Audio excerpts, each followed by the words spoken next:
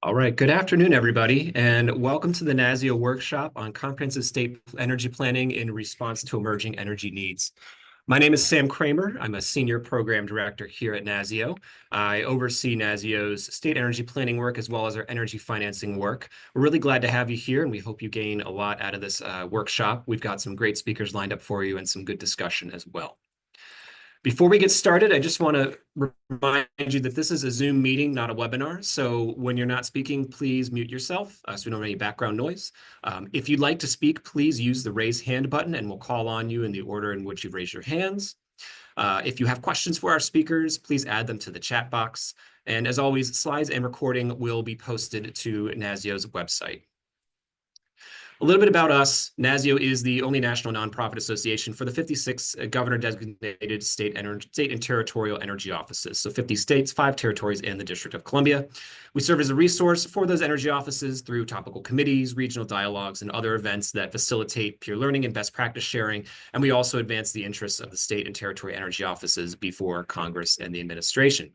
We touch on a number of different programs and priorities, including buildings, electricity, financing, state energy planning, energy affordability, transportation, and energy security. And because today we're in a workshop about comprehensive energy planning, we're probably going to hear about a little bit of each from some of our speakers over the course of the next 2 hours here. So what we'll do next is I will admit 3 people, and then we'll go on to the next slide. So we have a quick agenda for today. First, we're going to provide an overview of just comprehensive energy plans and a little bit about the comprehensive energy planning process.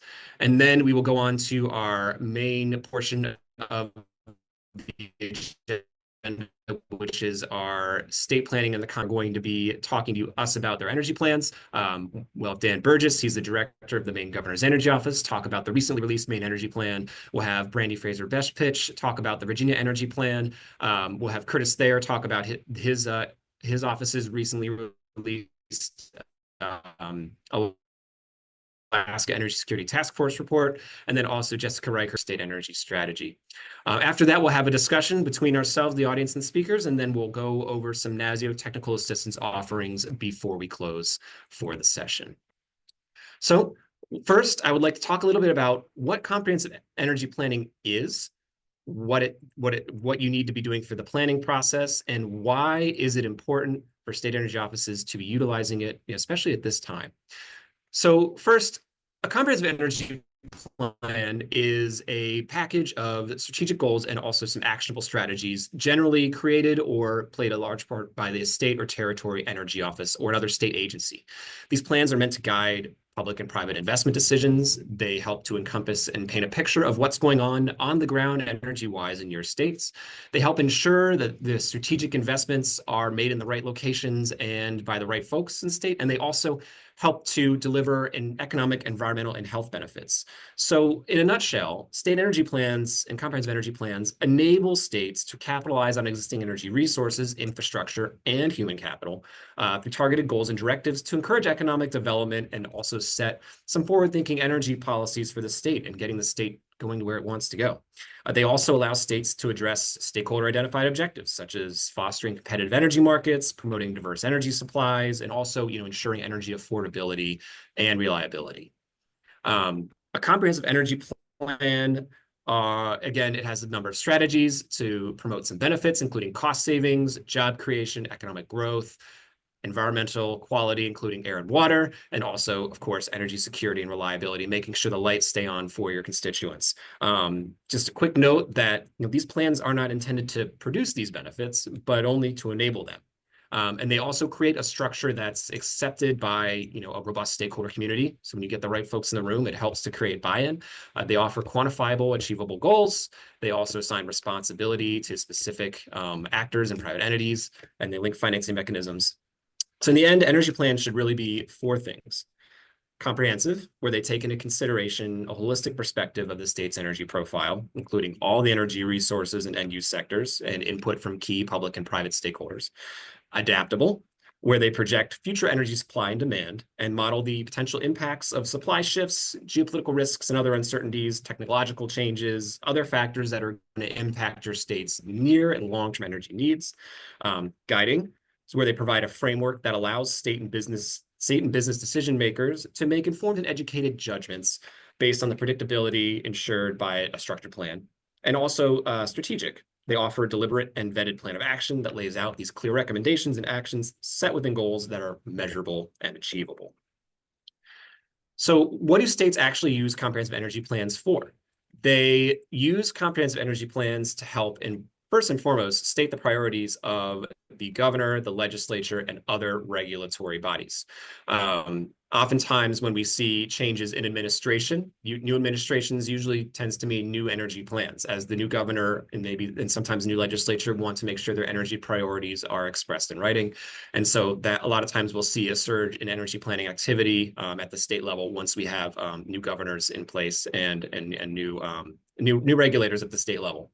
They also do establish framework to meet current and future needs cost effectively. They want to send market signals to various energy sectors, and they also just allow states to address, like I said, the stakeholder objectives that are brought up as part of the stakeholder engagement portion of the energy planning process. Comprehensive energy planning is typically carried out by the State Energy Office. I think out of the 44 states that have comprehensive energy plans by, as understood by NASEO, almost, I think, 35 out of them are headed up by the State Energy Office. In some other cases, it's usually the governor's office, sometimes an economic development agency or an environmental agency. And in a couple cases, it is the Public Utility Commission that leads those efforts. But most cases, it's carried out by the State Energy Office at either the request of the governor or the legislature. And if not, the State Energy Office is usually playing a major role in the development of the plan regardless. So you as state energy officials play a major role in the development of these plans and the direction in which these plans go. I always think back to a meeting I was at years ago where the chair of the Oklahoma Corporation Commission at the time was talking about integrated resource planning. And she mentioned that, when it comes to state energy, it's tough to turn the Titanic. And that always kind of resonated with me because when you are putting together an energy plan for a state's economy, there's so many different pieces and parts that go into that. You've got the agricultural sector, you've got utilities, you've got consumer advocates, you've got low-income consumers, you've got market rate consumers, you've got buildings, you've got transportation. That all comes together in this plan. And the key is to try and find a way to make sure that everyone's kind of rowing on the same page, so you can kind of turn the boat, so to say, and make sure it all goes in the same direction. And it's key to, and the energy offices and your convening powers are pretty critical to that in terms of making sure that the right folks understand what the priorities are and where they should be thinking about heading, as part of realizing a state's energy vision for itself. So in the end, well-designed planning processes address changes in a state's energy ecosystem, and they also help to position a state to obtain, maintain, or regain an edge in energy markets. And so it helps the states address energy supply and demand challenges, reliable energy supply, opportunities to support economic development, and so on and so forth. You want to make sure you're getting the right goals and the right folks together in the room. So with that, we have a couple more slides here. This is the current status of comprehensive state energy planning as of April 2025. As you see, most states and also the District of Columbia have a current or active comprehensive state energy plan. And this also to note that for the states that currently don't have a comprehensive state energy plan, they are all very active in other planning efforts in terms of EV roadmaps, climate plans, other electricity plans, and energy security plans, of course. So, every state is active in planning processes in some way, shape, form, or fashion. It's just a matter of how they're choosing to go about the planning process. Some recent trends that NASEO has been noticing in comprehensive energy planning. Over the last 5 years, we've seen 19 states update their comprehensive energy plans, excuse me. And we've noticed, a few trends in these plans over the last few years. They're increasingly using modeling to better understand impacts to the grid from changing energy use patterns, I think, which is particularly important given some of the current trends that are going on and our speakers will be talking about later. Plans are also increasingly focusing on how to coordinate on grid resiliency and also coordinate with energy security planning processes. There's a lot of benefit to updating energy security plans and comprehensive energy plans in tandem. And the state energy offices are beginning to realize the value of coordinating those two processes more closely. And then finally, economic development and support for state economic drivers, of course, remain key planning priorities for states. The states want to make sure their economies are strong and they have robust economic development and job creation. And so that is obviously one of the key drivers, for comprehensive energy planning so far and so forth. So why should your state be engaging in comprehensive energy planning right now, or why should you at least be thinking about it? We have a combination of two different major trends that have been going on at the same time for a couple of years now, and it's something these two different trends are kind of pulling states in a certain direction, regardless of what their previous planning efforts were. And one is that electric loads in the grid are now beginning to rapidly increase due to a combination of data center deployments, industrial electrification, and transportation electrification. And this is in stark contrast to the past couple of decades when everyone assumed load growth would remain flat for the foreseeable future. So the change from making an assumption that load growth is going to be flat to that load growth is going to rapidly rise for the foreseeable future results in major changes to a state's energy infrastructure needs. But there's a lot of opportunity in this. There's obviously a ton of opportunity in taking advantage of load growth and some of the benefits that come with that.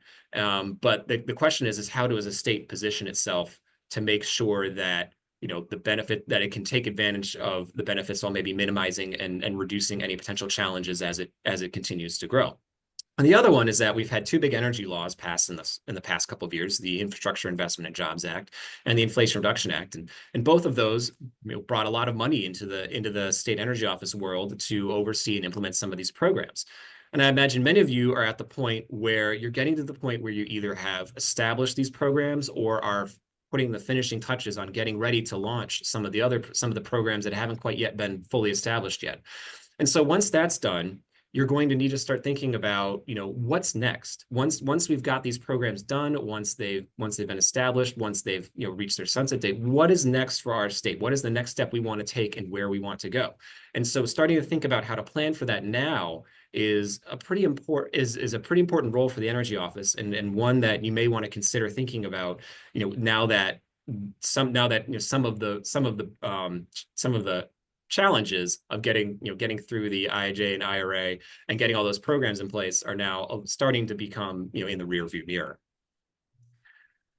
So in the end, comprehensive energy planning is going to offer your state this opportunity to get your key stakeholders in the room to determine what actions you want to take to meet your vision for your energy system and how to meet the opportunities for these new energy trends.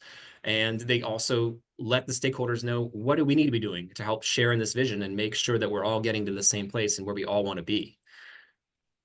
So with that, I will stop here for a second, and we will turn things over to the state speaker portion of our workshop here. Like I said, we've got 4 great speakers who are going to talk about their energy plans and provide us some information about how they're kind of using these planning efforts to adjust to some of these emerging energy needs in their states. So we'll turn things over to our first speaker, Dan Burgess, who is going to talk to us about the Maine energy plan.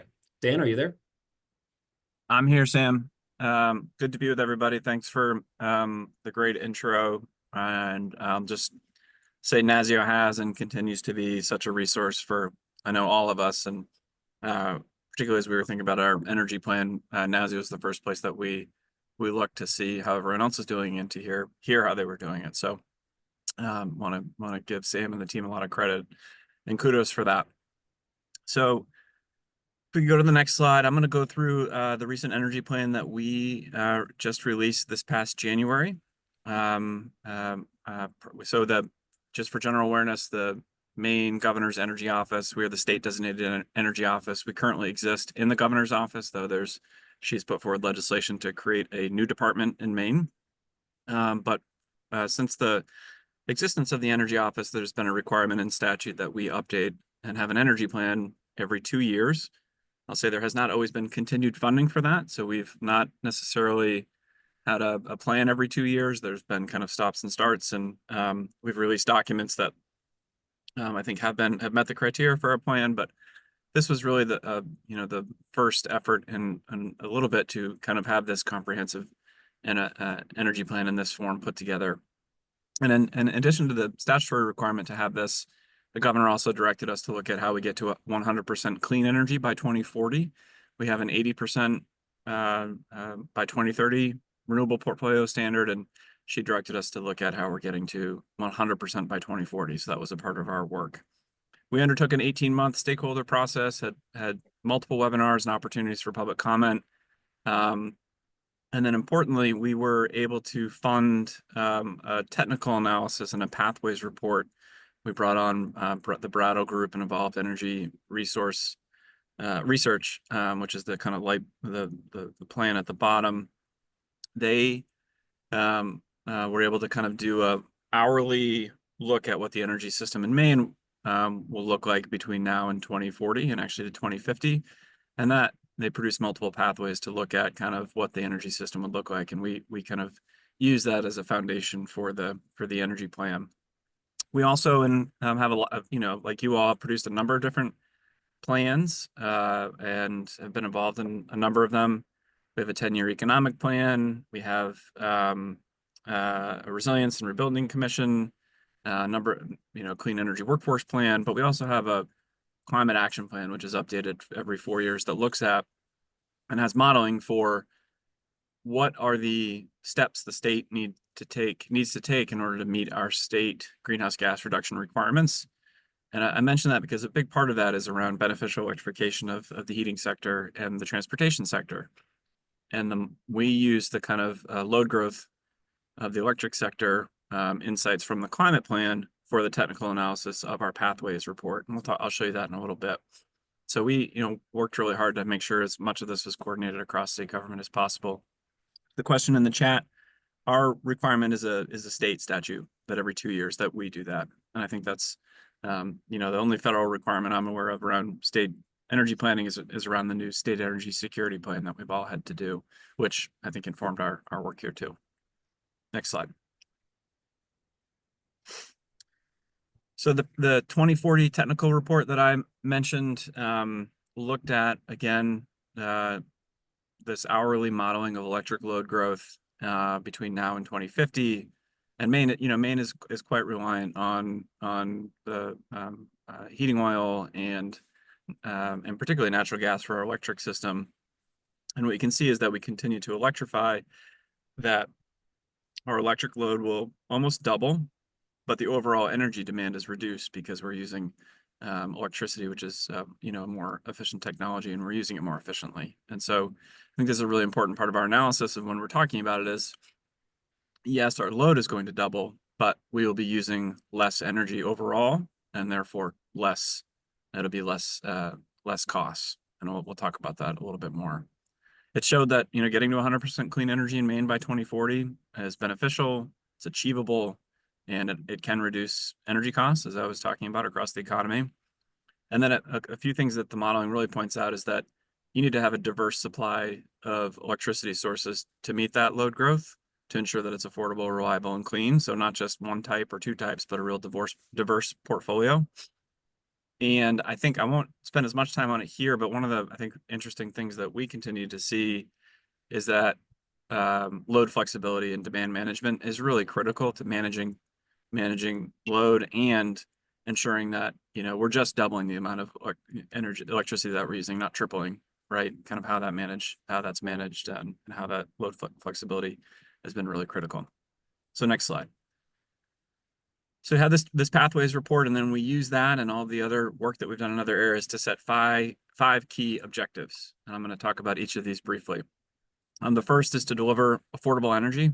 And I know that's kind of underpinning a lot of the work that we all do in every state, no matter kind of the structure or policy, is really a focus on affordability. The second one is to ensure reliability and resiliency. In Maine, a large rural state, we've got, as a large state, we've got a power grid which is susceptible to storms, particularly in the winter. And in this winter has been better, but the prior winter we had real significant outages. And so kind of having a focus on reliability and resilience, not just of the electricity sector, but the energy system broadly. C was about responsibly advancing kind of that diverse portfolio of clean energy. D was deploying efficient technologies to reduce costs. That's focused really on things like beneficial electrification and weatherization, And then E is, with all this comes the opportunity to expand clean energy career opportunities for Maine and to advance innovation and the economy. And so that kind of underpins a lot of this work. I'm going to go through each of these quickly and point out a couple of key things. And Sam, please let me know if I'm taking too long. What we wanted to do was have these overall objectives and then have, if you go to the next slide, we had strategies within each objective. And then even within that, we had kind of key tasks. And so, what we have in our plan here is this kind of overarching 5 objectives, strategies, and then key tasks so that we can keep track of them and hold ourselves accountable to achieving that. And when we update our next plan, we'll know to go back to this and say, okay, this is what we said, how did we do, or what's changed? So A, around affordability, is really about reducing our dependence on imported fossil fuels for heating and electricity. The chart here shows per capita residential heating oil use by state. And you can see Maine is the most home heating oil reliant state in the country, and that presents a real affordability challenge. Our region is also really highly dependent on natural gas, and that's the marginal price. And yet we have constraints and have seen kind of price impacts and volatility from recent global energy market challenges and supply challenges. So really a focus on reducing our dependence and becoming more energy independent as we can. B is really looking at ensuring we're having a thorough and careful review and consideration of low and moderate income energy burdens. And I think importantly, that's not just, utility, what you're paying on your electric bill or your gas bill, but broadly, how is this, heating oil and propane and kerosene delivery are not regulated entities, at least here in Maine. And so, we wanted to take a fulsome view of the whole energy wallet for Maine consumers, and continuing to update that. We have got last year, our public advocate put out an energy burden analysis, and we want to keep understanding that. And then the final one was really looking at all approaches for cost control opportunities, particularly in the electric sector, in coordination with our Utilities Commission. So it could be things like time of use rates, could be things like other strategies like that. All right, next slide. Objective B, again, focused on reliability and resilience. So this is a different commission report that we were a part of around rebuilding and resilience, particularly related to increased storms. And we had a lot of similarities in our recommendations, but we want to make sure we've got data-driven targets and for energy resilience. So what are we talking about when it comes to energy resilience, and how do we get better data? Where are we seeing the most outages, and how are we thinking about what the opportunities for improvement are there?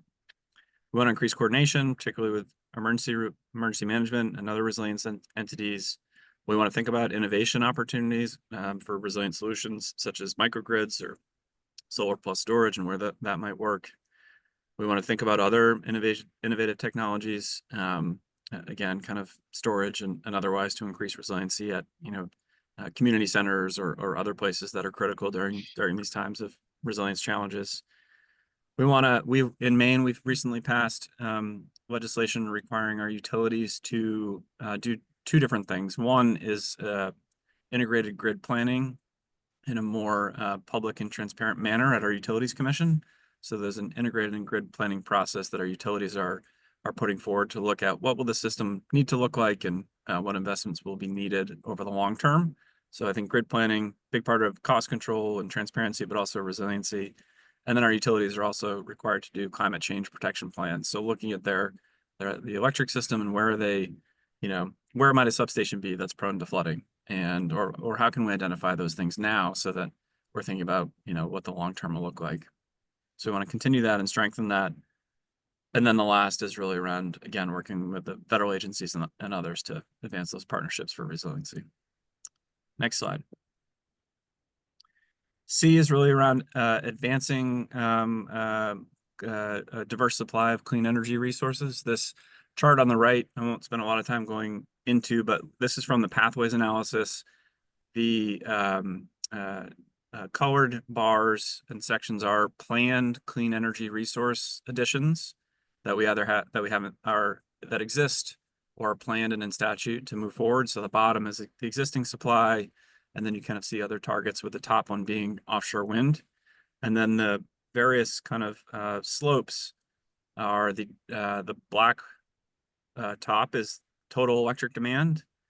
The dotted line is our current renewable portfolio standard requirement of 80%, and then the red is the 100% clean electricity, like we talked about. So this shows, we're modeling demand, what the overall demand will be each year, and then what our supply and planned resource additions look like. I found this to be a really valuable exercise, and I think some of this can happen, particularly with consultants. I think it's also possible to kind of do this at a high level, even without consultants in an office, just based on current efforts and what the system might look like. I know Maine is different than others, but it was helpful for us to see, okay, how are we doing? What might the world look like as we go forward? What's clear from this is that we need to build the things that we have set that we want to build. But we also need a new clean energy standard. So we're proposing a 10% clean energy standard to look at zero emitting technologies that may not qualify for our RPS, but are going to be critical for helping us meet our 100% target. So that's A. B is establishing a regular scheduled cadence of procurements that for new clean energy resources.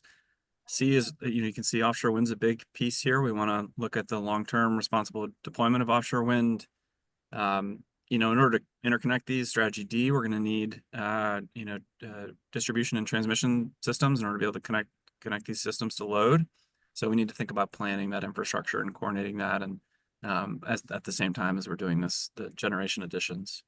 And then E, we're part of a regional RTO here in New England, and so it's really paramount that we coordinate and collaborate regionally to meet these shared objectives. We're just 10% of the electric load in New England, and so we want to make sure we're working with the rest of the states on this on these opportunities. All right, I think 2 more slides, Sam. I'm getting there. Hopefully I'm doing okay. Keep going. So the next one is objective D is around efficient technologies to reduce energy costs. This chart on the top you can see is really looking at what we looked at before, a little bit more in granular detail of BTU use and kind of using less energy overall, and really showing that growth in electricity and a reduction in home heating oil, reduction in gasoline, et cetera, as we do more beneficial electrification. So we want to continue our policies that are taking place there. We want to leverage those technologies to unlock benefits for consumers. So again, demand management and empowering consumers to utilize those technologies to help the overall unlock grid benefits. And then C is continuing to advance the EV charging network in Maine. You can see the real kind of growth in both registration of EVs and plug-in hybrids, and we've got a similar chart for really kind of how much we're growing the electric charging network here. Not as obvious in here, but I know in some of the notes. I mean, we've done a light duty vehicle roadmap, and now we've also completed a heavy and medium duty vehicle roadmap to look at what the grid benefits or grid challenges and needs will be. And I guess I'll just say that the load forecast that we've used doesn't necessarily contain a whole lot of things like lumpy growth, whether it's data centers or new large manufacturing, but that continued slope up. And so, as we think about the future, I think that'll be a place where we think about what that load growth might look like and how that's going into our energy plan. Okay, last slide, but not least, is the clean energy career opportunities and economic development opportunities. I think that comes with this work. The chart on the right shows clean energy job growth in Maine. We've, over the past few years, worked with BW Research to produce a clean energy sector industry report. You can see the dip in the pandemic, 2019 to 2020, but the continued growth up since that time. Most of those are in the bottom chart. You can see, like I'm sure other states have been in the energy efficiency sector, but we're also seeing power generation, grid mod and storage, and these other sectors tick up as well. And we use this to kind of inform our work and coordination with the Department of Labor for workforce growth opportunities as we move forward. So A is around, we created something called the Clean Energy Partnership in Maine, which is a workforce and innovation effort. So we want to continue to work through that to connect employers and those in the workforce to job opportunities. We want to work to advance clean energy development, curricula, training, experiential learning, and think about those pathways to careers. C is really about working with, we're not educational or workforce experts. So we want to work with the folks in Maine that are, universities and CTEs and unions and others who are kind of doing that work and support them and connect them to the industry. And then D is really around, we're doing the workforce work, but we also need to focus on economic growth and particularly the opportunity for innovation. So we are funding some accelerator programs that are helping small efficiency contractors think about how they might grow. We are funding an incubator program at a university to think about new ideas to help us meet these goals and targets, and with an advisory board and otherwise. And so really trying to have make sure that we have a coordinated approach to the clean tech innovation opportunity. All right, I lied. I think there's one more. Yeah, so this energy plan can be found at maine.gov/energy. We produce the plan itself, and then we have the technical report as an appendix, knowing that we wanted the report itself to be, readable and not super technical. We are going to update this every 2 years and potentially with interim progress reports. And then we've launched a newsletter broadly where we're trying to, kind of ensure that people are staying up to date and up to speed on things that we're working on. I guess the last thing I'll say is that if you look at the way we did our report, it was kind of executive summary and overview, and then we spent 15 or 20 pages really looking at the energy portfolio and just kind of what does the world look like. I thought it's similar to the state energy security plan portfolio or state, but I think it's been really helpful to go to the public or go to legislators who might have questions about, okay, what does this look like? Or what's the trend in fuel use? What's the transmission system look like? We put that up front so a reader would be able to kind of see that before getting into the objectives that we laid out. So I think with that, I look forward to the discussion. And again, our team is happy to help anyone or talk to anyone who's thinking about it. And obviously Sam and team are our resource as well. So thank you. Thanks so much, Dan. Really appreciate that. Great presentation. Really enjoyed seeing the modeling results up here on the screen. Now let's go a little bit farther south on the East Coast, and we'll talk to another state that is very much thinking about planning in the context of data center deployment, but I will let her speak about it as she can do it much more eloquently than I can. So we'll turn things over to Brandy Fraser-Bestpitch. She's the Director of Reliability at the Virginia Department of Energy. Brandy? Thank you, Sam, and thank you, Dan, for kicking off this workshop today. It truly is an honor to support this workshop today with my esteemed colleagues to discuss leveraging energy plans to meet emerging state needs. I am the Director of Reliability at the Virginia Department of Energy, or affectionately known as Virginia Energy.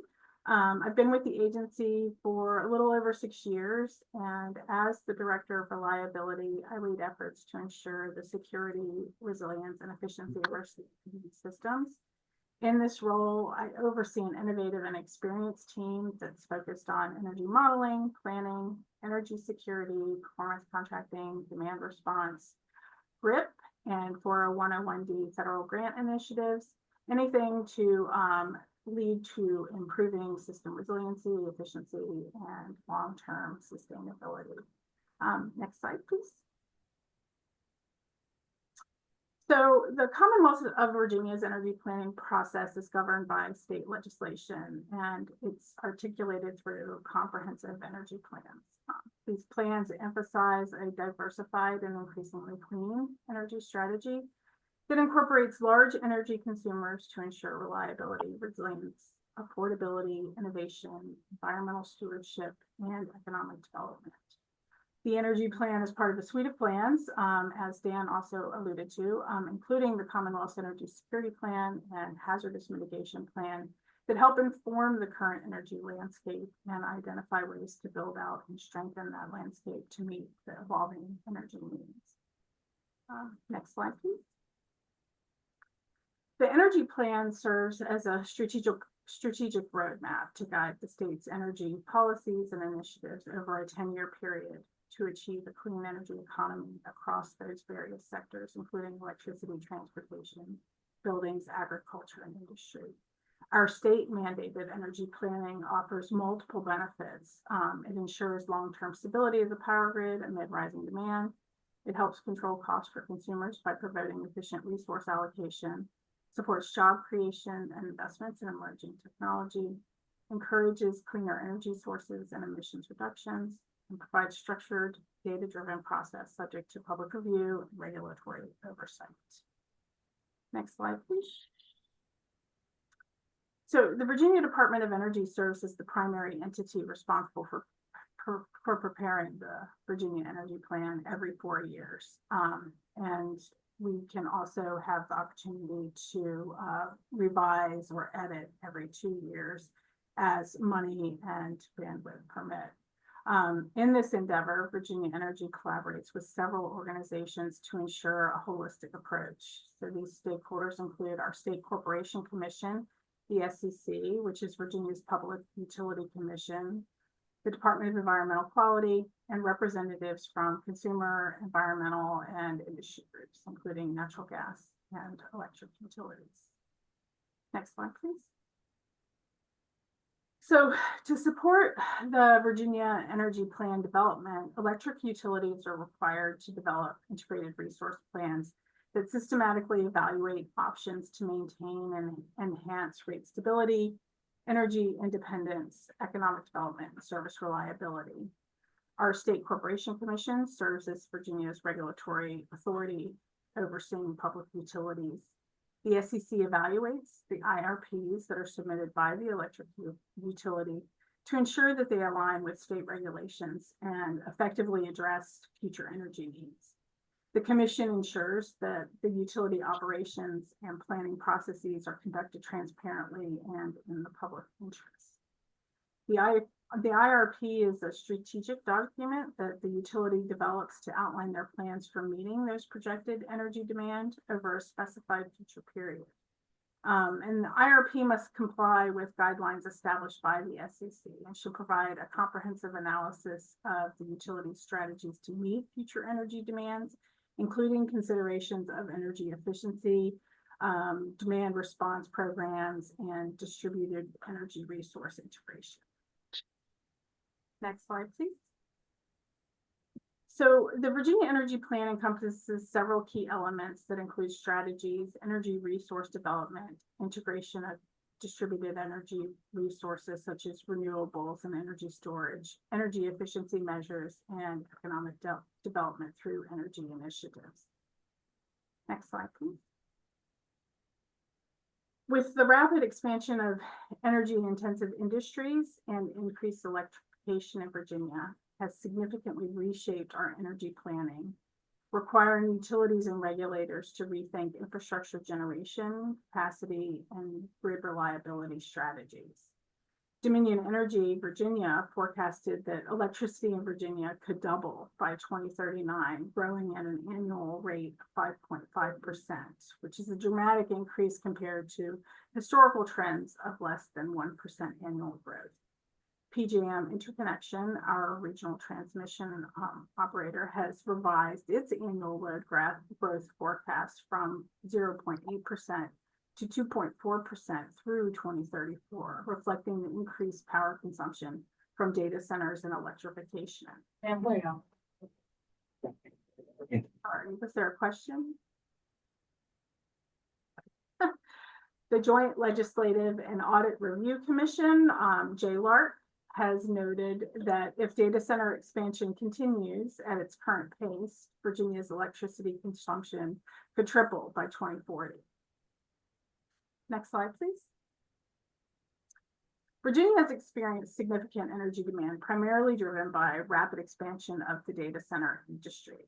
To provide context, 70% of the world's internet traffic flows through Virginia data centers, known as data center capital of the world and Silicon Valley of the East. Virginia has 16% total global operational capacity. Virginia also has 35% of global hyperscale data centers located within our Northern Virginia area near Washington, D.C.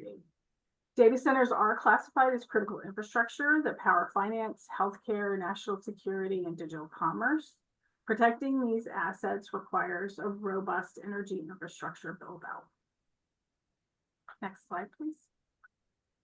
So to meet Virginia's growing demand, substantial investments are being made in electricity generation and transmission infrastructure. This includes embracing a diversity of energy sources such as natural gas, nuclear, and renewable energy to ensure a reliable and sustainable power supply.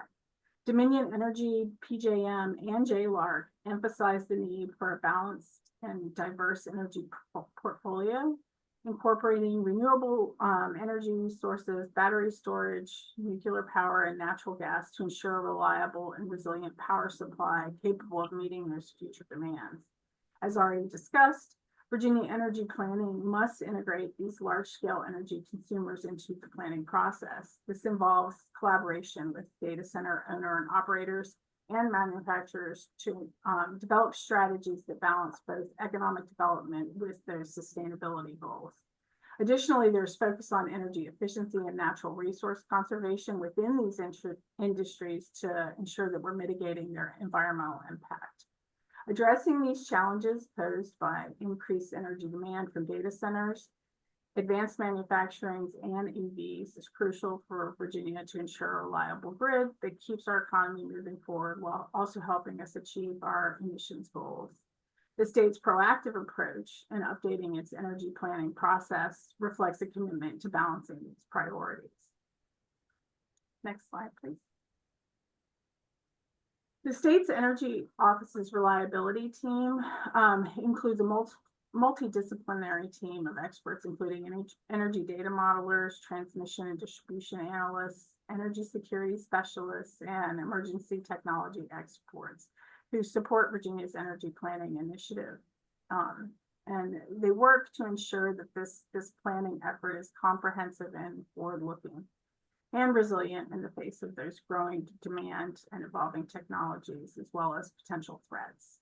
Additionally, the State Energy Office of Virginia leans in and supports federal partnerships, particularly the publicly available state energy data sets from the Energy Information Administration, as well as technical assistance from the Federal Department of Energy and the national labs such as Oak Ridge, NREL, Lawrence Berkeley, Pacific Northwest, just to name a few, to access their advanced energy modeling and scenario analysis, resilience planning and risk assessments, emerging technology demonstration support, and coordination with regional and federal stakeholders. A well-equipped SEO, leveraging technical assistance from NASEO, DOE, and the national labs, plays a pivotal role in shaping our resilient, efficient, and future-ready energy system for Virginia. Next slide. Thank you, and I look forward to further discussion. Right. Thanks so much, Brandy. So we've talked with 2 East Coast states on their planning processes, and now we'll switch coasts and go on over to the West Coast as well. So to start, we'll have Curtis there. They recently published the Alaska Energy Security Task Force report, and he's excited to report on it and talk to us about how that planning effort went and what they're thinking about now up in Alaska. All right. Thank you very much. Can you hear me? Yes. Okay, perfect. Right. The Alaska Energy Security Task Force, we recently completed the work looking at the state holistically. We had not done that in a very long time. It was more on a regional basis because of the state's diversity and the size. Next slide. When we talk about Alaska, it's huge. And what we have here is different sections of the state. So when we talk about rural Alaska, we are talking about people that can only fly to their communities by small 6-8 passenger planes, or in the summertime by barge. So their needs are very different than urban Alaska, which we have in the rail belt, which is what we consider about 600 miles between the state's largest hydro facility all the way up to the interior of the state, being Fairbanks. And then we have coastal needs, which are very different. We have more coast than anywhere else in the country, or we have more coast than the whole country combined. And so there's opportunities that are there on the coast that aren't necessarily available in interior Alaska or into what we consider more rural Alaska. Just the Aleutian Islands, just on this map, this Aleutian Islands kind of shows, it kind of goes over. It's actually Aleutian Islands from Anchorage out the chain, as we call it on the left-hand side, actually almost goes to Japan. And we have communities out there. So their needs are very different when we looked at it from a perspective of energy planning. Next slide. You know, a little bit about AEA, and this is how we approached it. We have what we call our owned assets. So we had to look at it from a perspective of the rail belt in looking at how our state's largest hydro facility played into it, the multiple transmission lines that serve about 75% of Alaska, which actually the Alaska Energy Authority owns a third of those lines. We also looked at power cost equalization. We have a program that's housed within the Energy Authority that actually looks at the price of energy between Anchorage, Fairbanks, and Juneau, our three largest communities, keeping in mind between Anchorage and Fairbanks is 350 road miles, of which 300 miles does not consist of a stoplight. So, in a 2-lane highway. So just to kind of give you, and then when we talk about Juneau, our state capital, that's a 600-mile airline flight to our state capital that you can't drive to. You only can fly to it or take by boat. But with that, we look at those three power regions, and then we look at it and what we compare that to rural Alaska in what we consider 197 communities, less than 2,000 people, most of them a couple of hundred. There's a $1 billion endowment, and with that endowment, the earnings of it helps offset that cost of power between what the rail belt or the three largest communities pay up to 75 cents a kilowatt.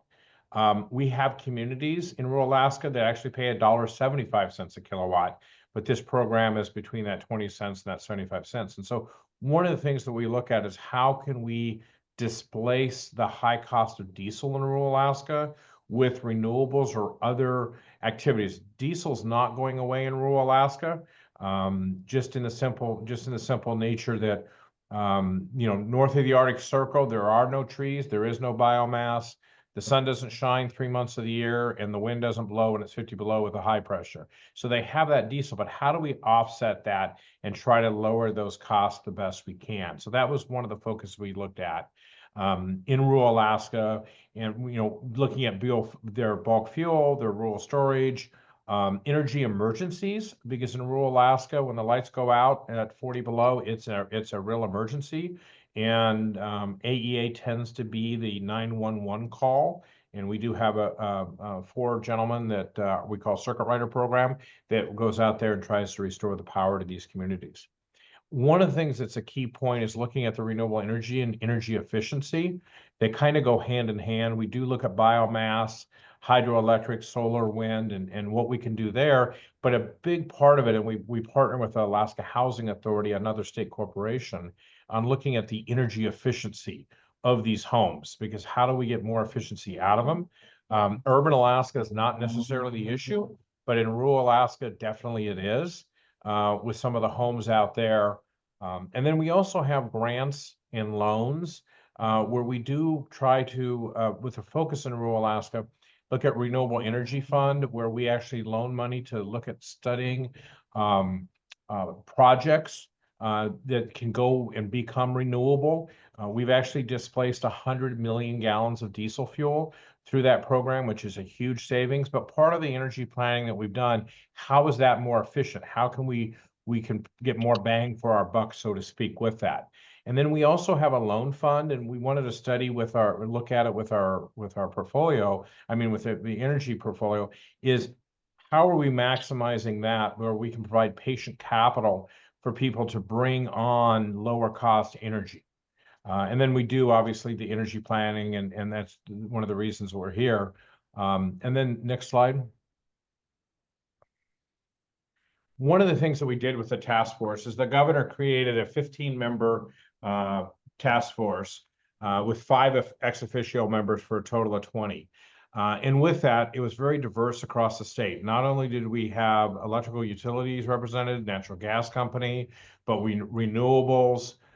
We also had the university represented, as well as some startups.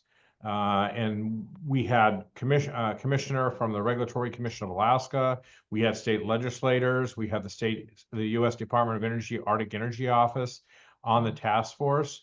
And we also had Native leaders on the task force. So it was just a good mix to kind of look at the different regions and how we wanted to tackle this. Next slide. So what we did with the task force is we divided ourselves into 6 subcommittees. 3 of them, which one's the rail belt we discussed, coastal, and then rural. So we wanted to focus on those areas of the state. But in addition to that, we wanted to look at what the state energy data actually showed us and pulling it. One of the things is the state has a lot of data through AEA, through the university, through the Department of Energy, but it was never consolidated really in one location. And that was one of the goals of the task force, is to figure out what we had, so we actually had numbers behind what we wanted to do. And then incentives and subsidies, really with a lot of the federal subsidies available or IIJ dollars, what was available and how best did you utilize them in the short window that we had.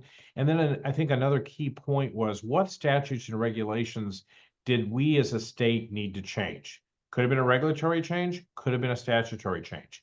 One case in point that came up was, we had the Department of Natural Resources lease state lands to a utility who put wind turbines on it. And in addition to the lease payments on the land, the Department of Revenue decided they wanted to charge a wind tax. Needless to say, when you're trying to lower the cost of energy, you scratched your head of why the state would charge a wind tax on state lands. Just like if we wanted to increase more solar, would they charge us because it was sunny one day? So needless to say, that was one of the things that we got removed and taken out, and actually changed state regulations based on the task force, is looking at some of those kind of, I would say, outdated or not well thought out policies and procedures that do exist, I think, in all state governments. And then the next slide. We looked at it from a kind of a multi-task, as far as what are short-term goals? What would we be to minimize regret costs while providing reliable service? And then kind of looking at a little longer term, midterm, 2 to 20 years out, and invest in the infrastructure and long-term energy diversification. And then looking way beyond, looking at 2040 and beyond, and that is, how do we diversify the generation and emphasize local, reliable, and affordable energy? So those were the kind of the benchmarks that we looked at going forward. And in our task force, which I have in the addendum of the presentation, is the actual recommendations of the task force. And we did that based on looking at it on transmission and storage, diversifying our generation, what type of increased demands that we had. But then we looked at like coastal and what was Alaska market initiatives, policy recommendations we would make to the state, as far as coordination with federal, state agencies and tribes. We have over 200 recognized tribes in Alaska, so that played a key point into it. And then looking at what is our greatest strength.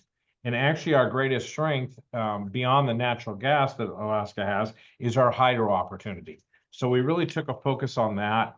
And then we wanted to look at infrastructure investment and what capital was available across the board, and how do we look at lowering operational cost, improve the economies of scale. And so we looked at that all together and made recommendations. And interestingly enough, we put this out for public review in December, and by January, when our legislature met, they took up a lot of these key initiatives, which was moved very fast last legislative session. One of ours was the AEA board. We had a board of directors that we shared with another state corporation. We got our own board of directors that specialize in energy. We moved towards what we call a RTO, a Railroad Transmission Organization. I mentioned that AEA owns a third of the transmission lines in Alaska. Well, the other 2/3 are owned by 5 other utilities. And so out of this legislation came the fact that we need to unite and be under one. Not necessarily ownership, but operated as one, not these multifaceted segments. And so with that, that was a change. That's actually was passed into state law, and we're in the process of doing that now. In addition to looking at the incentives, we are actually looking at an expansion on our hydro facility of $343 million. It's one we've been working on, but with the recommendation out of the task force, the legislature is funding it.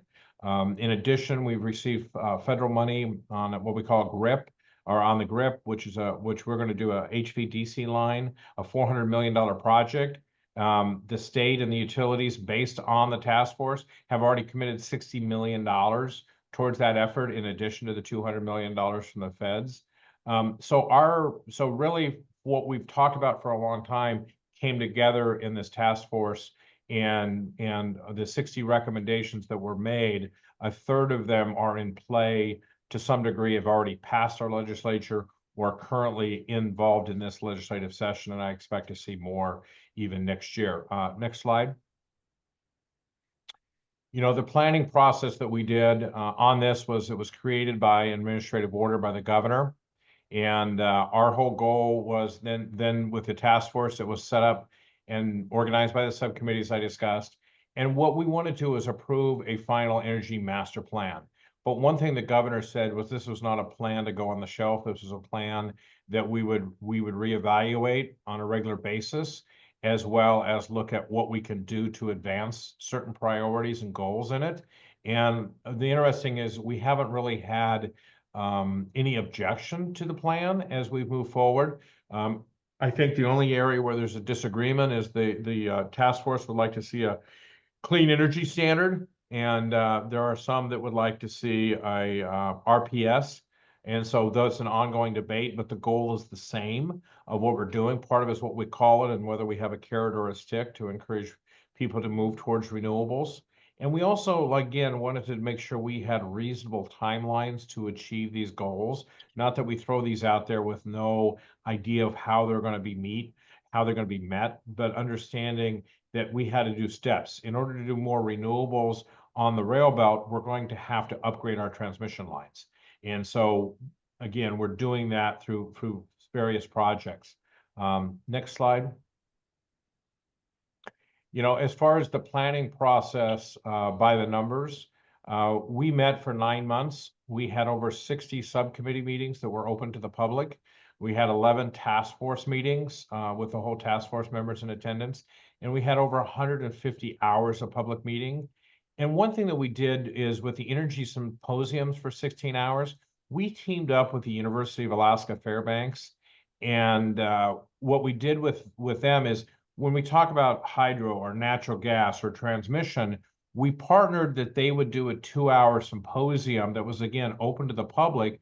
So people would understand as we were bringing stuff up in the task force, they would kind of get the 101 on natural gas or the 101 on transmission or the 101 on hydro for 2 hours by industry. When we talk about our power cost equalization program, that $1 billion, we had a 2-hour work session on it. So people helped understood that, so we embedded that in the process as we went forward.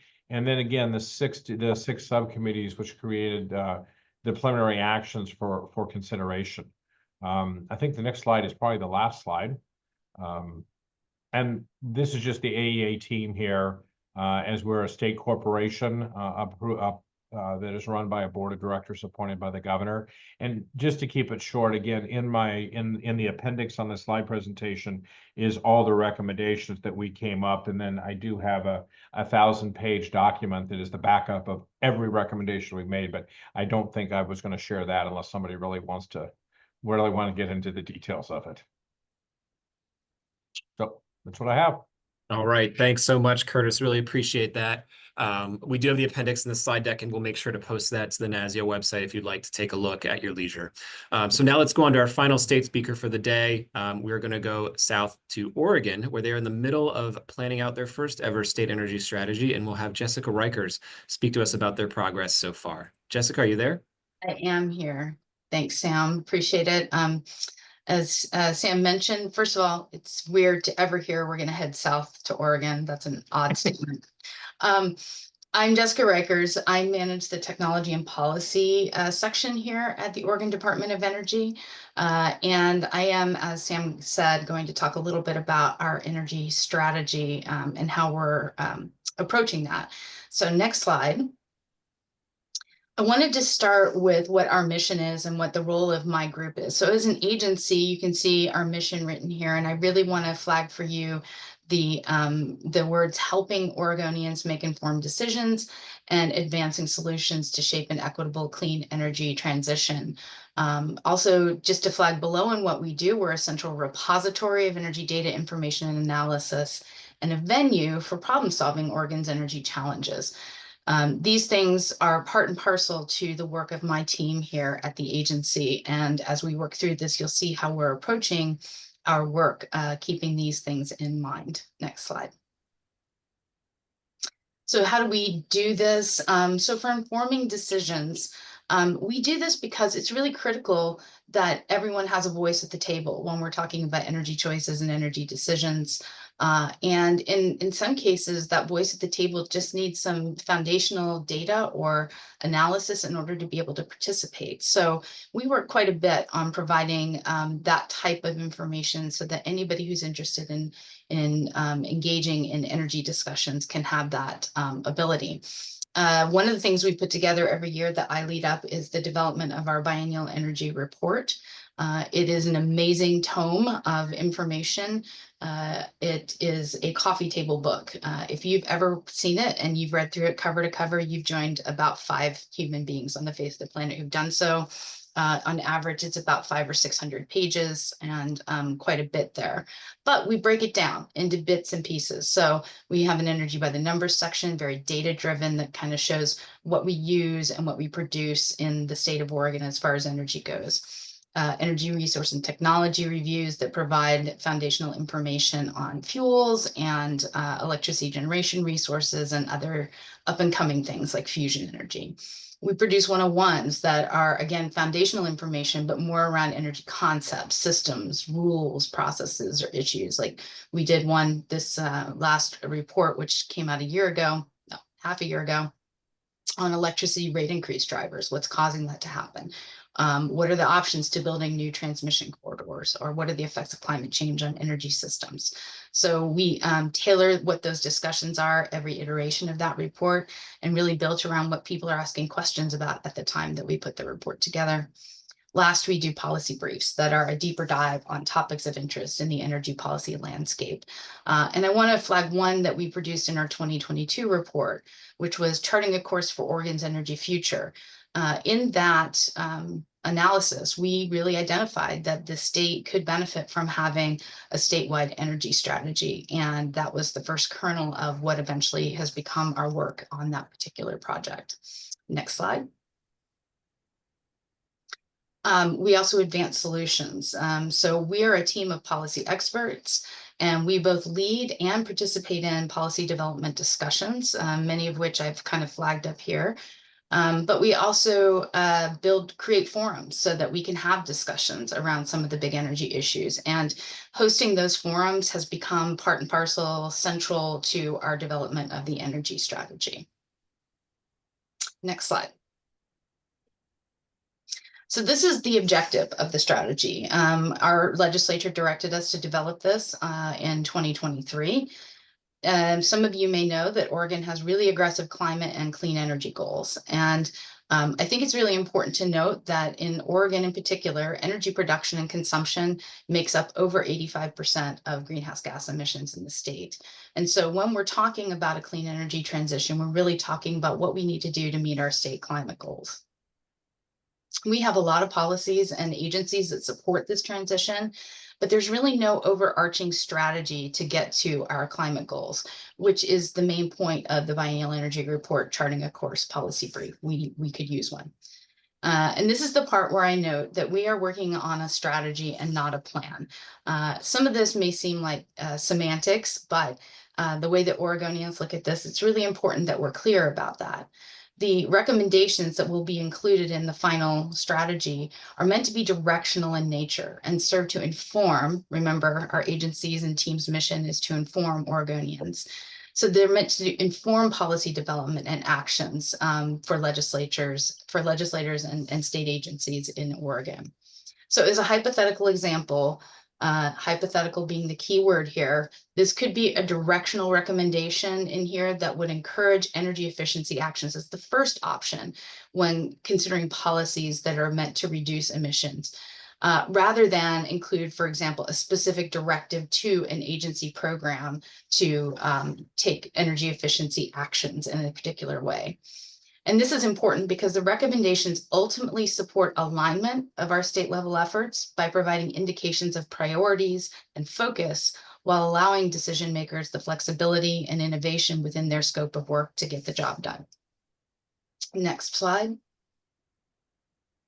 So in the development of this work, we needed to make sure we had a really broad advisory support throughout the process.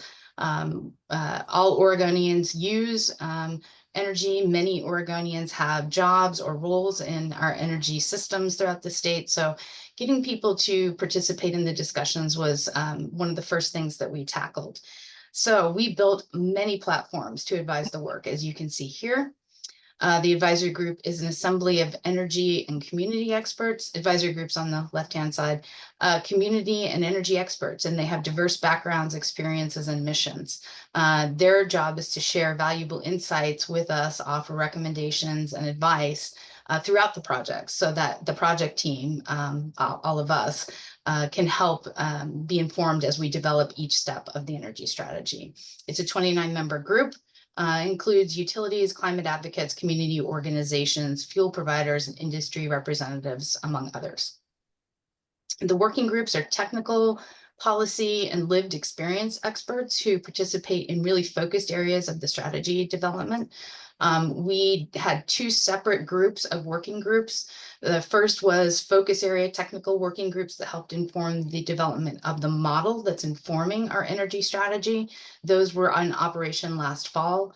And now we are actively meeting with working groups that are focused on policy development to inform what will become the energy strategy. So this is a long list of people and the groups are very different. I think we've got over 120 people in all of our policy working groups. So if you're interested in all the intricacies of how we design that, reach out to me, but I'm not going to dive into it today. In particular, I did want to note we have an equity and environmental justice working group.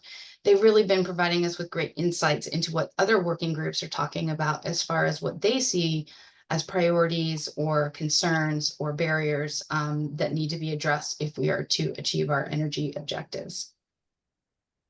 In the middle, you see our interagency steering group. This has become one of the most critical groups to aligning our energy strategy. This is because the way that we built the energy strategy was to start with existing policies that are happening at the state today. And our peer agencies really helped to inform what those were and how the modeling should be used to show how those policies will continue to provide pressure on reducing emissions through our energy consumption. We also have been hosting listening sessions throughout the process. That's really designed to bring in anybody in the public who would like to participate or members who might have wanted to be in a working group but couldn't do it for whatever reason. That would give them an opportunity to have conversations with us and provide input. And we have a comment portal that's open throughout the entire process of developing this, where people can provide comments about anything and everything whenever they would like. Next slide. So we have key considerations. I'm sorry, I didn't know this slide had animations on it, so just keep going. So keep going, 2 more, I think. Yep, that's good. Oh, sorry. I apologize. This is what happens when you borrow slides from other people on your team. So we have a lot of key considerations that have to be taken into account as we're developing the strategy. And this is again why we have so many different advisors to this process. These are the considerations. This was actually in the statute asking us to do this. At one glance, you could say it's just 8 things. It should be pretty easy, right? Well, we realized pretty early on that it wasn't going to be easy. We were going to need some help. So we contracted with the Clean Energy Transition Institute, an independent nonpartisan research and analysis nonprofit whose mission is to accelerate an equitable clean energy transition in the Northwest. They've been invaluable to this project, and they also brought on board our energy modeler, Evolved Energy Research, and I'll be going into the model in just a little bit, but I wanted to flag that for you. So they're helping us design a project that gets at all of these different considerations. Next slide. So here's the energy pathways modeling, sort of how we developed it. And I wanted to flag this in particular because we've had a lot of confusion around this from all of the folks that we're engaging with. People are very used to models that are developed, for example, for integrated resource planning processes. Many state agencies develop models, and often those models are used to identify how we get to a specific end goal. So the model results themselves will end up becoming whatever the final product is, whether that is the plan for procurement for a utility, or it's a plan for policy development for a state agency program. That's how people are used to these models working. But the energy pathways model is different.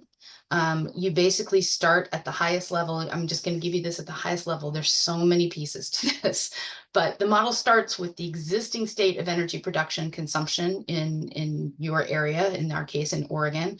And then it looks at what the future energy demand portfolio will look like at the end of your modeling timeframe. For us, that's 2050.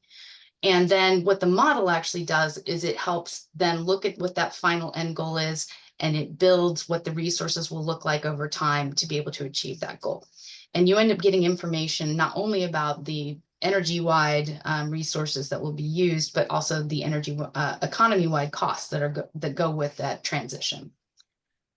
So your output is essentially that portfolio of energy production and consumption, and you get it over time. In our case, it was over 5-year increments.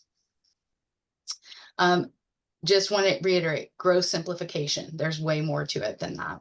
But the great news about it is ultimately it provides us with an economy-wide assessment of the costs for the clean energy transition. One of the inputs that went into this was anticipated data center load growth in Oregon. We pulled this from a regional entity, the Northwest Power and Conservation Council, and we used their medium assessment for where data center load growth was going to go. That put us at about 400 times more data center demand in 2050 than in 2023. So it was a significant load growth amount that we put into the model. Next slide. So as we were developing the model, we collaborated with our advisory partners, all of those folks, and we asked, what do you want to understand? What questions can the model help us answer? And what you're seeing up here are sort of some of the demand side study questions that were asked. This was to inform what different modeling scenarios we wanted to do. We had funds to develop 7 scenarios. And these were sort of the top demand side questions. I will flag for you a question that will come up a little bit later. What if our tech loads, and that includes data centers and chip fabrication in Oregon, were 50% lower than what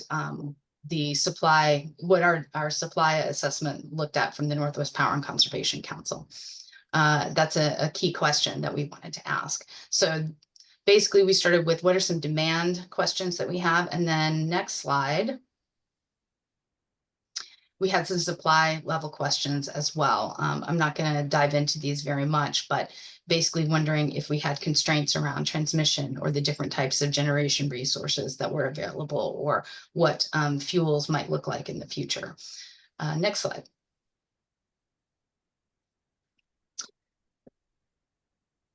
Thank you. Apologies again for that. So we use those study questions to inform the development of the different scenarios. And I think you need to click at least once more, maybe twice, for some additional information. One more. Yep, that's it. All right. So the important thing to note, and this is another place where we tend to get a lot of confusion. We did, as I mentioned, 7 scenarios. All scenarios start with our existing energy related policies, the existing energy landscape in Oregon today.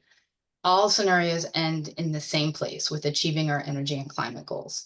It's that how we get to that final goal that's different between these different scenarios. So some of the different scenarios that we modeled were, what if we didn't have access to as much new transmission? Or what if we don't build as much renewable electricity generation? Another scenario, what if transportation electrification occurs more slowly than we anticipate? We also looked at what happens if we don't have as much access to demand response resources as we assume would be in there in the reference scenario. Or what happens if we don't take advantage of as much energy efficiency in building electrification. So that was the way that we looked at this model. And the important piece now is, when we get the answers for these different scenarios, what does it look like for economy-wide costs? What does it look like for our final energy portfolios? Next slide. So we finished the model. As Sam mentioned, we're not finished yet. We're in the middle of this process, but the modeling is finished. And what we found is that the least cost way to get to our future goals is really through electrification and robust energy efficiency investments. And a lot of this is because Oregon imports virtually all of our fuels. So where we can reduce consumption of fuels, this is going to provide economic benefits in state. But fuels are critical, and the model found that low carbon fuels are absolutely necessary to be able to decarbonize the hardest to electrify end uses, such as industry and some subsets of transportation. So that's a question we often get asked, which is, can we just move towards fully towards electrification? And the answer is, the least cost pathways to be able to get to our greenhouse gas goals is really needs to have some amounts of low carbon fuels to support those hardest to electrify areas. And we also found that we're going to need more electricity generation. We're going to need more transmission to be able to take advantage of the wider resources available across the Western US. And then last, just to point out that tech loads are the biggest driver of electricity demand. It's a huge amount of electricity demand. I think right now Oregon is second behind only Virginia for data center load growth. So next slide. So these are the results of our least cost scenario, or the reference scenario, which shows that much like Maine, our overall energy demand is going down through 2050. As you can see, the bars are trending downward here. And this is largely through gains in efficiency due to electrification of transportation and things like heat pumps. But at the same time, the purple portions of the bar, which represent the data centers and chip manufacturing, are increasing in size. And a lot of this is due to the anticipated data center growth.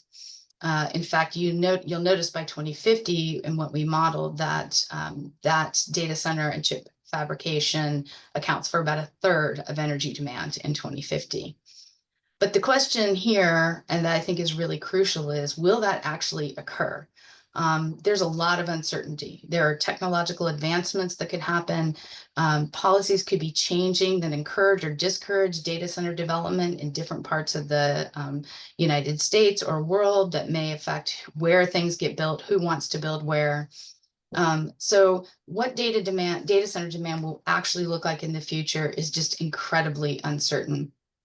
And the risk is really significant, because we have to plan for and build our grid infrastructure so far in advance of when it's needed, meaning that there is the potential to overshoot and build too much, and that would overburden ratepayers. And that's a big issue here, as well as other states, I know, and something that we want to avoid as much as possible.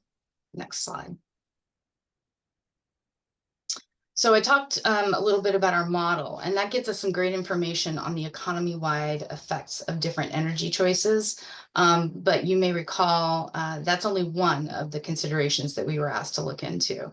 So what you're seeing here is that we're going to be doing some supplemental analyses to help provide some insight into some of those things.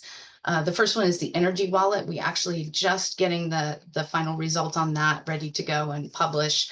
And it really shows that we can reduce down energy costs for the consumer. The energy wallet, by the way, is a way of taking the data from the model and showing what the energy costs for consumers would look like across the reference scenario.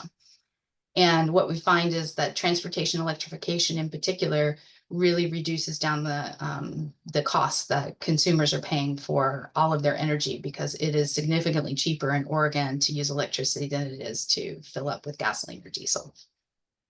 That is not to say that there aren't significant barriers to getting electric vehicles and use and in people's hands, but it's just to point out that if you can do that, their energy costs will be a lot lower.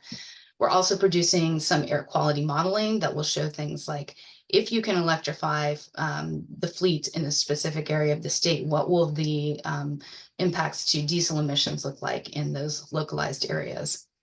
Additionally, we're doing a job study that's in process right now. We'll have results for that study at the end of June, which will be able to inform the final energy strategy.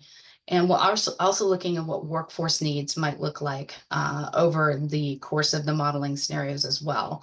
That is going to take a little bit longer to do. We couldn't start the jobs or the workforce scenarios until the modeling results were finished, and they were just finished about a month ago. So the workforce study is going to come out actually after we finish with the energy strategy. But as I'm sure most of you know, energy strategies or plans get updated. So it will be an important piece to add to that strategy and can be used in the next process. Next slide. So we're almost, I think, 2/3 of the way through our project here for this energy strategy. We will be publishing the draft recommendations. I write May, June, because I think our scheduled date is May 31st. I guess it's possible we could move to June 1st. So I didn't want to be too specific there, but it's right at the end of May, maybe the first day of June. And we'll get feedback on those draft recommendations, and then we will build the draft report on the energy strategy that will be released in July. Again, getting feedback on that through the end of the summer, and our final report is due on November 1st. Next slide. Second to last slide. So I just wanted to give a cautionary tale, something that I and my team have been thinking a lot about. And this is not to belabor a long-standing problem that occurred.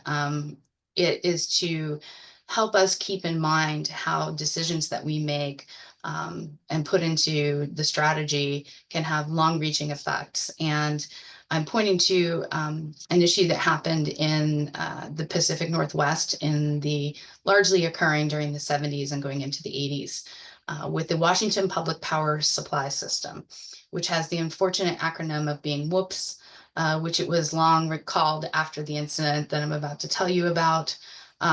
This was a group of public power entities that came together to make sure they had enough power available for future load needs. I'm very much oversimplifying this. If you're interested, there's a book on it, and I'm happy to point you to it. But the long and short of it is, in that process, they determined that they thought electricity demand in the Pacific Northwest would double about every 10 years. And in looking at their options to deal with this, they came up with nuclear power, which at the time was really, innovative. People thought it was a great deal. And they decided they wanted to build a lot of nuclear power. The only problem was that there were a lot of challenges that they faced with it. And these are long, it's a great story. And I don't want to throw anybody under the bus. And I'm not sure that I know the story well enough to be fair in how I would assess it. But we'll just say that there were project issues, there were budgeting issues, there were just a ton of issues. And in the end, they were supposed to build 5 reactors. Only one of them went online. 2 of them, which you see in the picture here, they got this far in being built before they had to pull the project. And those funds went to, or the cost losses for that went to ratepayers. My understanding is that BPA had invested in some of the reactors as well, and that those costs are still being paid off to this day. It was a huge, huge issue for ratepayers. And I can't stress enough how important it is that we really think through and take into account all the different things we can as we're making decisions and encouraging people with our recommendations. So that's my cautionary tale. And normally I like to end on a happy note, but I didn't in this case, so I apologize. But I'll just go to my last slide. Here, you have my contact information. You have the link to our webpage for our energy strategy work. Please feel free to dive in and take a look at all of the lovely things that we've put together. And feel free to reach out to me if you have any questions. I'm always happy to answer them. And that is the end for me, Sam. All right. Thanks so much, Jessica. And thank you all to our state speakers. Those are 4 really great presentations. I know it was very informative. I certainly learned a lot. And I think, we all got a good picture of, how to think about the planning process and how it kind of works and in your sister energy offices here. So what we want to do now is we want to turn things over to you in the audience, and we want to have a little bit of a discussion, just to kind of understand a little bit more about what your needs and thoughts are here, and kind of the things that you're going to need as part of your planning process. So when we set up the agenda yesterday, we included a number of discussion questions closer to the end, and I'd like to ask a few of them to the audience before we move on, just to kind of get some feedback here. And I guess the first one I have is that, what do you see as kind of the biggest energy needs for your state over the next few years, and maybe how are you thinking about using a planning process to frame or address those needs? And please feel free to raise your hand, and then we'll call on you as we see hands raised.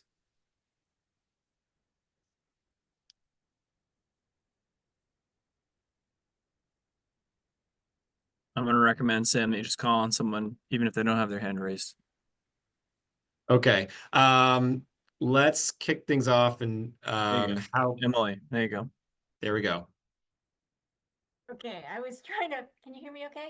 Yes. Okay, good. Yeah, I was trying to figure out how to raise my hand, and I'm like, I don't think I can do that. But and that actually threw me off guard trying to figure out how to raise my hand. What was the question again? That's okay. The question is what do you see as the biggest energy needs for your state, and how we'll be using your planning process to frame or address those needs?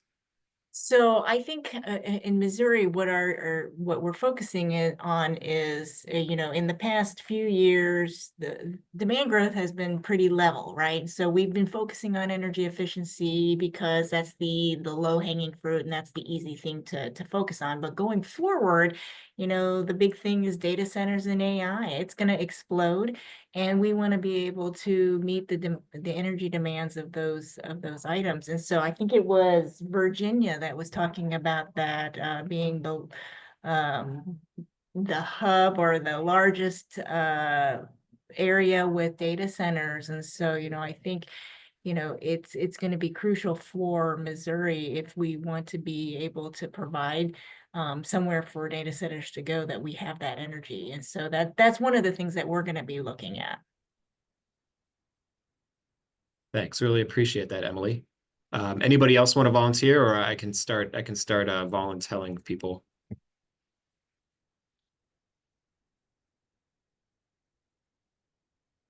All right, we're gonna go down the list a little bit here. Ryan, how about in Maryland? How are things going there? What have you been thinking about in terms of planning?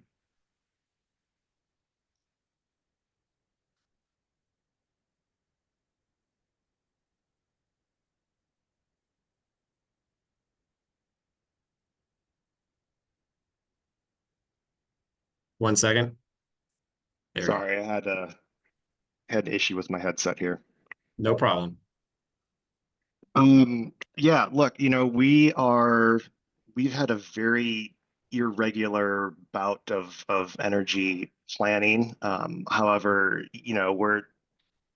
there's been a lot of conversations about Maryland having an energy plan. The last one we had in 22, I think the last time before that was, over 10 years maybe. So There was talk originally, we're at the tail end of our legislative session. There was talk about us having a plan in one of the bills, but that sort of got scrapped. But there's still a lot of attention on it. So I think we're probably gonna push ahead with it anyway. We're just sort of trying to figure out the best approach to do that, the best way to organize it. I think we got a lot of really good ideas from the presenters that were on today. I think it's just sort of conceptually trying to understand exactly what we want to put into it, and maybe also just as important what we don't want to put into it. But I think there's a lot of good ideas out there from these presentations today. Great, great, glad to hear it. I think I may pick on one more person. So Sam, in South Carolina, I know it's been a few years since the last energy plan in South Carolina. How are things going down there? Are you gearing up for another round of planning? Hey, yeah, we actually are. So the last comprehensive energy plan in South Carolina was in 2016. And we've been having a lot of conversations about getting that process going again, and then releasing in 2026, and it kind of being a 10-year plan. But we had money allocated through SEP bill for hiring a consultant. And then obviously with kind of the uncertainty around some, pausing of funds from the federal government, we're now trying to kind of reassess to see what we could potentially do in-house at the moment and what our capacities are, looking back at the 2016 plan, kind of bringing together some timelines, stakeholder groups, seeing what other entities in South Carolina are also doing in terms of energy planning.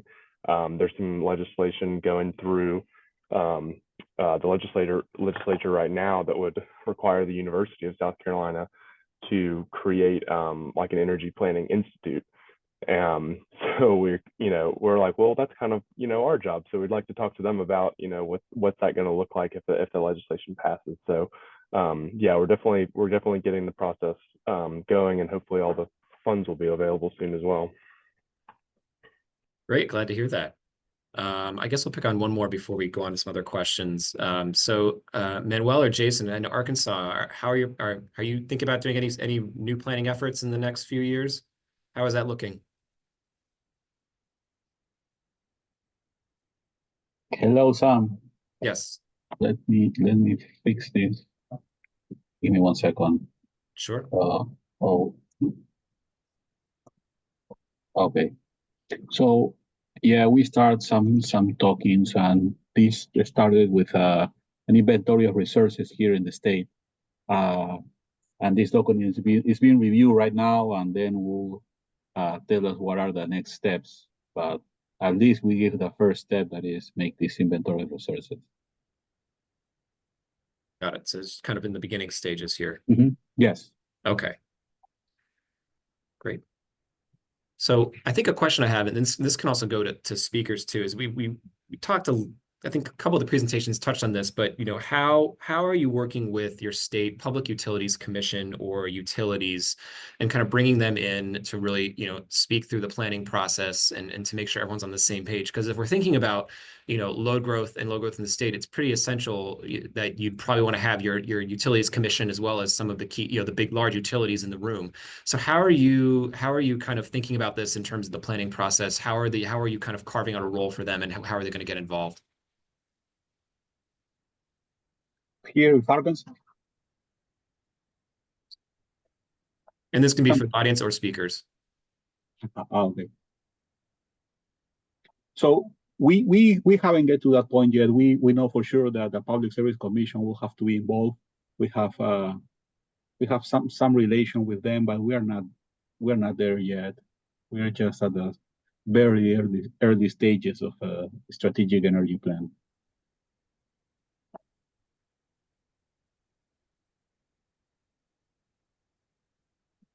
Sam, I'll Yes. go next if you don't mind. I still Sure. can't figure out how to raise my hand, but so in Missouri, our Public Service Commission is a separate agency from us. We're really the non-regulatory branch. And so we have a different relationship with our utilities, and we plan on having those conversations with the utilities separately than our PSC here in the state. But, you know, we do know that we have to engage with our PSC. And so it's not going to be a hands-off approach, but more kind of like a divided approach, because we want to be able to have those conversations with the PSC and have those conversations with the utilities, and be able to collect information and put that plan together. So I would call it an open but cautious relationship. Open but cautious. I like that. Dan, if I can jump back to you, how was that relationship with the utilities and the utility commission as part of your plan process?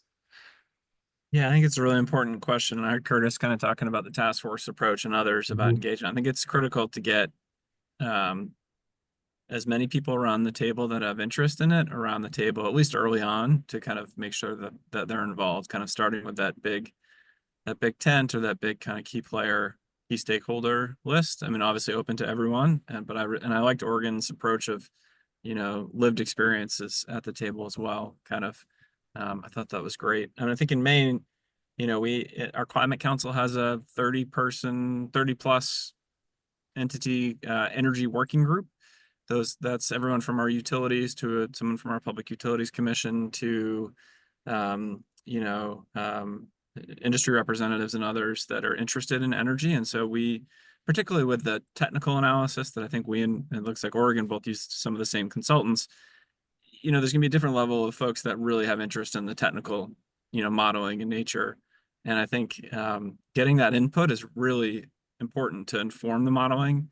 That way there can be buy-in on the results of that modeling, or at least an understanding of it, of where it came from and why it turned out that way.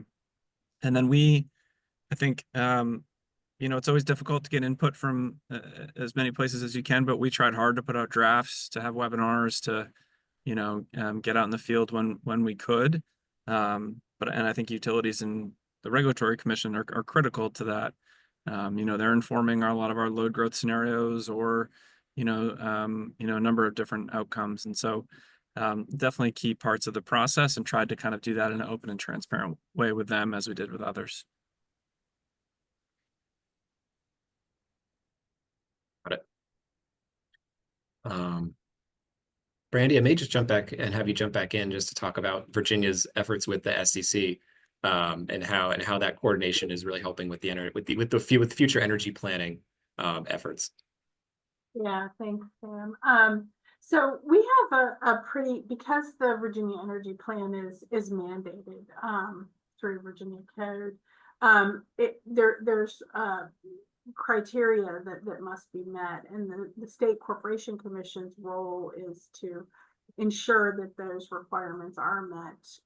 And with the State Energy Office, we act as that facilitator, since we kind of lead both the energy plan and the energy security plan. We've kind of built up pretty robust relationships with our utility commission as well as the utilities, and we can kind of facilitate conversations to gain a more in-depth understanding, where they're looking at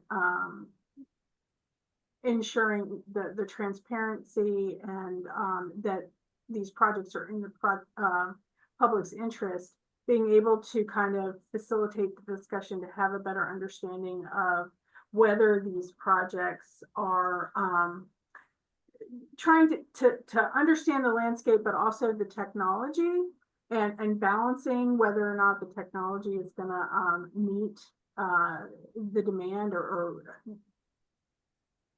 implementing those energy efficiency measures, but also like incorporating a lot of the workforce and affordability components, and trying to roll it all up into the energy plan.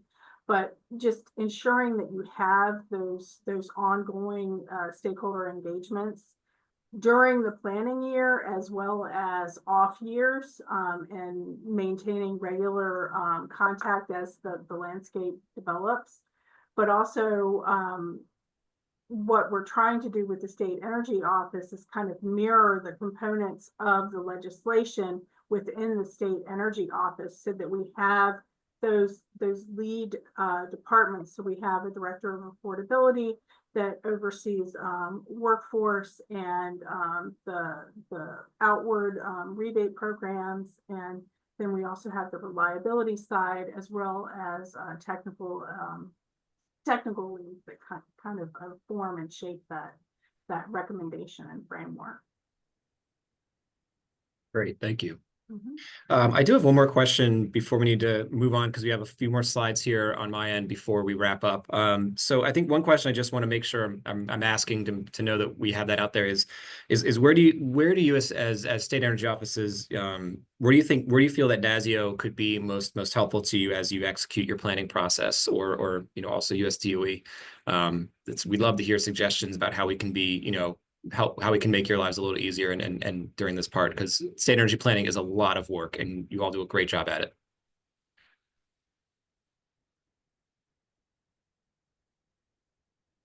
And feel free to just unmute and speak up. It's no problem. Well, I'll just say it, I think this type of webinar is super helpful. I think the sharing of, information and best practices is really helpful. I think, even so much as being able to share RFPs or outlines of processes I could envision being useful to a state or a new energy director or a state that's kind of doing this for the first time or hasn't done it for a while. And then I think, I don't want to speak for all the other panelists or other folks at NASEO. I think if there are states that are thinking about it and want to have a more informal kind of roundtable about it, we're all learning from each other. And I think those are things that I think are, that I get, hearing the other states' plans. Even my ideas in my head of like, all right, I want to do this next time or that time. I think it's really helpful. So the convening and information sharing, I think is great. And I think we should continue to do it together. Sure, absolutely. Deb, it looks like your hand's raised. Yeah, this is Deb Whitmer from the state of Washington. I would add to that. I agree totally with Dan. And to drill down a little bit, a lot of what I heard today was talking about data analysis, about GIS. I saw some things around siting. We're really getting into some of the technology around some of this stuff. I would love to get our technology people in a room with your technology people, because some of you speak language I don't understand. I'm not the right one to do some of that conversation, but boy, I've got some experts who would love to hear about modeling, drilling down more into the data behind the modeling and the thinking behind that, and data sources and how some of the challenges around data analysis. I'd love to get our experts in a room. We can be flies on the wall. I'll only understand half of what they say, if that, but I'd love to get that opportunity. Would be another great thing for me and for Washington State, I think. And thank you for all of this and all of the presenters. This was really good. Thank you. Good, glad to hear that. And we can certainly figure out a way to kind of get some more technically oriented folks from different energy offices in the room to talk shop. Yeah, Sam, I just would echo that as well, because the modeling aspect, those are some of the things that I wrote down from this webinar. That's what we're going to have to really kind of dive into, especially I can't remember whether, I think it was Oregon who talked about air quality modeling. That's something that we are very interested in doing. And so, yeah, just learning from those who've gone before us on what we can do, what key things to look for, and maybe, things to focus on instead of spinning our wheels on things maybe that aren't going to give us the bang for our buck. So yeah, I totally agree. Okay, yeah, definitely sounds like there's a need to get folks in to talk data analysis and modeling. We certainly can find a solution for that. Mariah? Hey everyone, I'm new, so pardon me if this question is ignorant, but I'm just going to go ahead and ask it. So I asked in the chat if there was a NASEO repository for documentation. We are in the process of procuring some different softwares for compliance and grant management, etc. And we have those tools, but we're also looking at upgrading or changing, especially with the new funding sources that are flowing into Tennessee. So just wondering if anybody has standard operating procedures around that procurement process, or the federal state reporting process that they are utilizing, that they've been impressed by, and if that information lives anywhere for NASEO participants to access.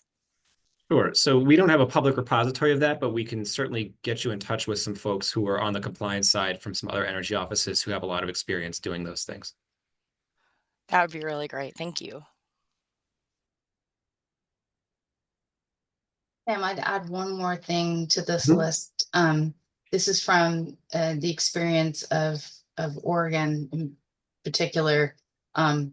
We are a small but mighty state, and we have a very large behemoth to our south and a less slightly behemoth, but still way more resources entity to our north.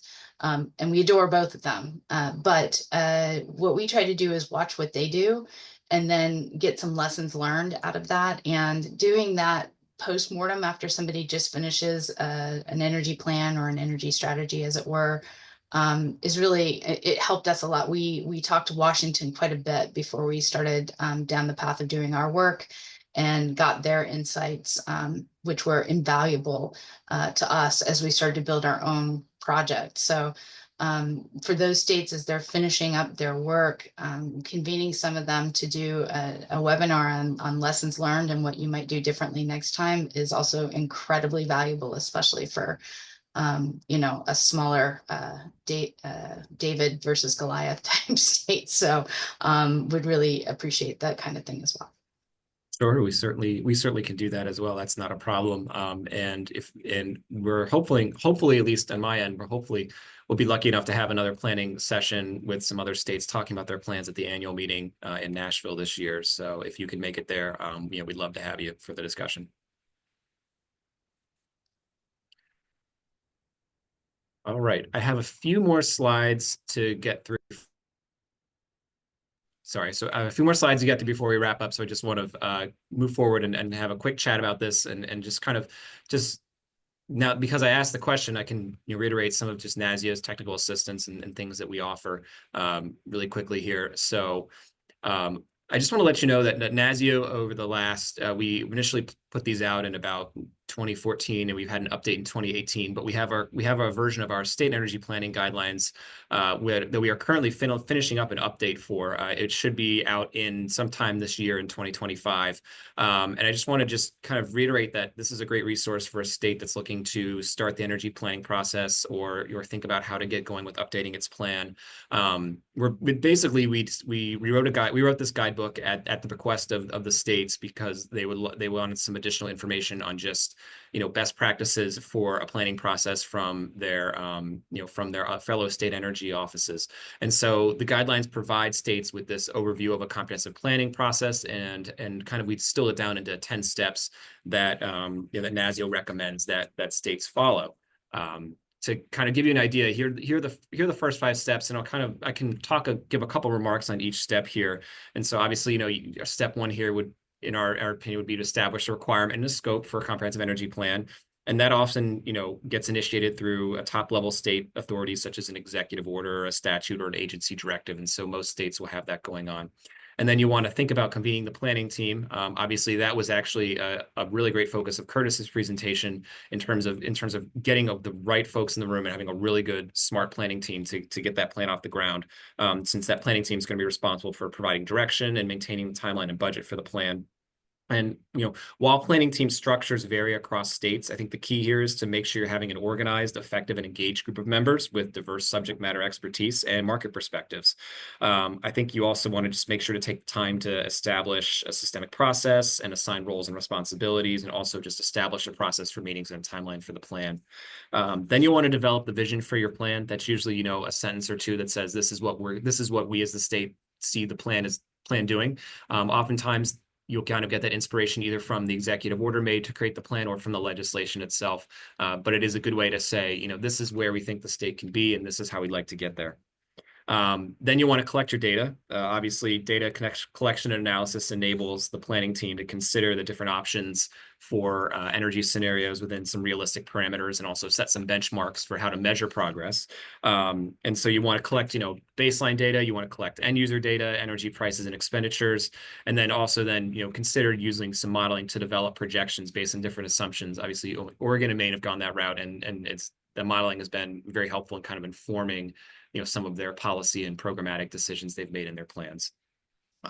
Step 5, public input and feedback, or stakeholder engagement. I would say this might arguably be the most important step in the 10-step process. We could easily have a 2-hour workshop just talking about stakeholder engagement and having folks talk about, how their stakeholder engagement is going, because I know you've all done it for many different initiatives, and it's something that is also vitally important to comprehensive energy plan. Obviously, the approach to reach stakeholders is going to vary by state. It's very much a who are your stakeholders and what's the best way to go about meeting them. It's really the critical step in the process. And then once you've done that, you establish your goals and your actions to meet the vision, and you can separate your goals like Alaska did into short, medium, and long-term horizons, or you can have them organized in a different way. But it's good to have a set of goals that you can work toward as part of the plan. For step 7, you draft the plan. Pretty self-explanatory. You'll draft the plan based on the information you've collected and how the planning team chooses to structure it. Step 8, you'll finalize and adopt the plan. Usually that involves going to the governor or the legislature and submitting it to them for final review, so that way they can sign off on it before you officially release the plan. And then you can have a party or something to announce the release, and because you all worked really hard. And then the next step is to make sure to, conduct outreach and education, and then finally monitor progress and update the plan, continuing to provide outreach and education to, your key sectors of the economy and your stakeholders on plan progress is really important to make sure that they're continuing to buy into the plan. And then you update the plan as needed, either with, its own standalone update or provide progress reports as part of the process before you begin it all again. So the guidelines have not only that 10-step process, but we have a number of other resources contained within them. There's going to be several tables of various data sources states could leverage as part of the planning process, including various data sources at the federal level. Then we also have examples of states that have recently updated their comprehensive energy plans to illustrate various steps in that planning process. That's another big part of our update, is to provide you with very recent state updates to show you how other states have done certain steps. We'll have a new section, small breakout box focused on best practices for coordinating comprehensive energy planning with energy security plan updates. And then we'll also have near the bottom some resources for energy forecasting and also energy and emissions data analysis. So finally, some other technical assistance we've done, and this has been in the past, is we've worked with several states up here to provide some technical assistance memo where a state has asked for information on what other states are doing or thinking through in terms of certain topics. And so we've provided some memos to these states on these various topics, such as energy efficiency in buildings, thinking through how other smaller energy offices are doing comprehensive energy planning, grid modernization, support for energy exports in an energy plan, deep emissions reductions, and then also, some information on energy official potential studies and modeling considerations. If you'd like to have some technical assistance of that form, please, feel free to reach out to myself or my colleague Caitlin, and we can have a chat and talk about it and provide you with a memo that kind of helps answer some of the questions you may have, so you can maybe integrate those into your plan.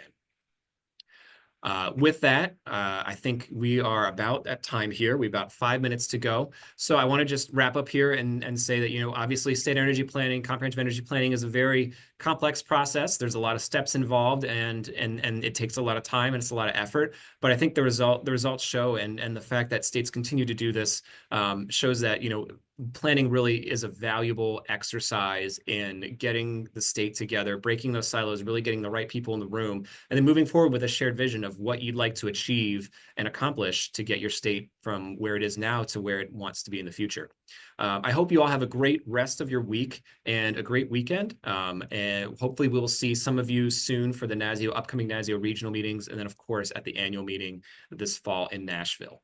And with that, I want to just say another thank you to our state speakers, and thank you to all of you for being on this workshop, and we'll hope to see you soon. And please, be in touch and reach out. Thank you so much and have a good rest of the day. Thanks, Sam. Thanks, everybody. Thank you. Thanks, Sam. Thanks all.